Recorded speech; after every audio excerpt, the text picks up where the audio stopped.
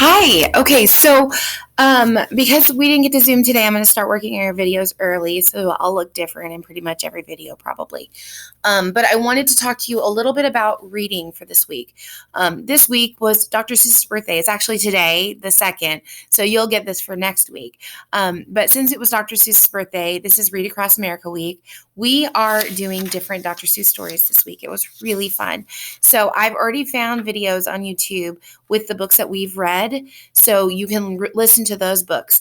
And then on the first day, you're going to hear the I Can Read with My Eyes Shut. And then what I want you to do is I want you to come up with a little poem, because the entire book has a bunch of rhymes, and I want you to look at those rhymes, and then you're going to use this paper right here, and you're going to write me a 4-sentence rhyme. So, or a 4-phrase rhyme. So like, one of them was, I really like to color with yellow. It is the sun and it makes me feel mellow. I go outside and enjoy the day. It is really fun to play. And you're going to write just something like that with the rhyming here on this page. I'll write some instructions on here for you. That's what we did for I Can Read with My Eyes Shut, because if you read that one, you'll hear the rhyme over and over and over again. It's really cool. And then today, on Tuesday, the second day, we read If I Ran the Zoo. And that's with Gerald McGrew. It's really cute. And so you're going to brainstorm, what if you ran the zoo? And then you're going to tell me a little bit about what animal you're going to do.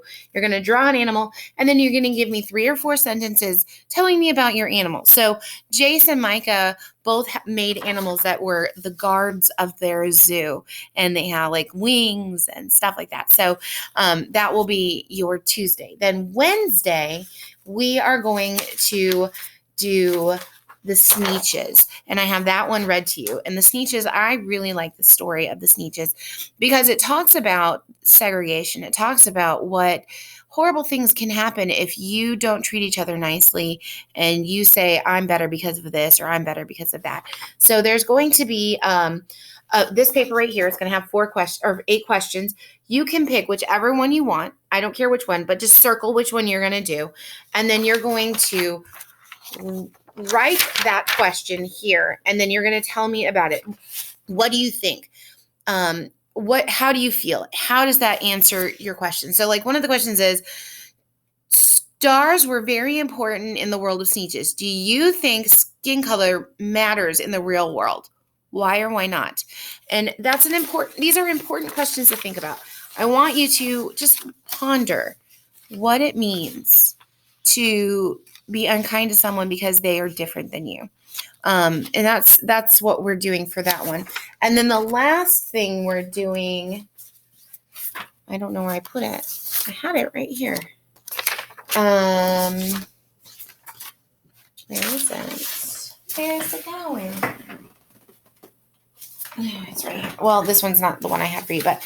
And then the last one we're going to do is reading Green Eggs and Ham, which I'm sure you've read before. That one was really cool because somebody gave Dr. Seuss, I think it was like a 50-word limit or something.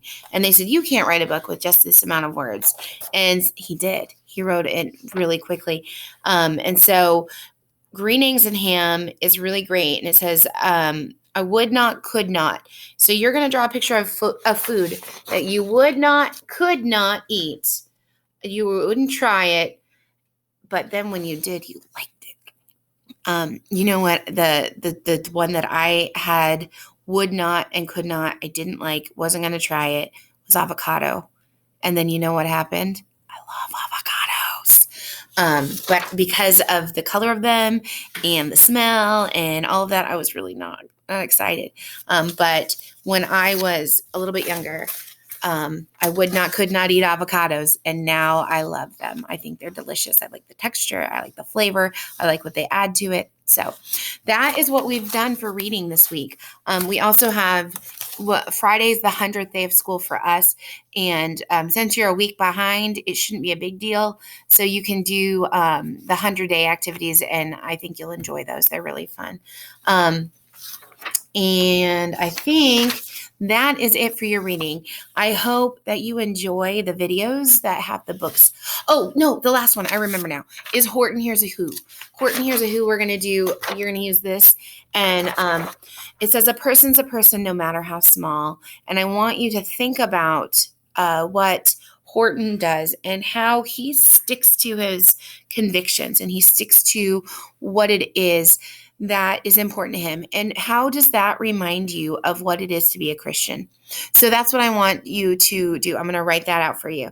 So to me, I feel like Horton is a very good lesson in being a Christian because he stuck to what he believed was right because he was caring for someone else, even though he couldn't really see it. He heard that voice and he knew.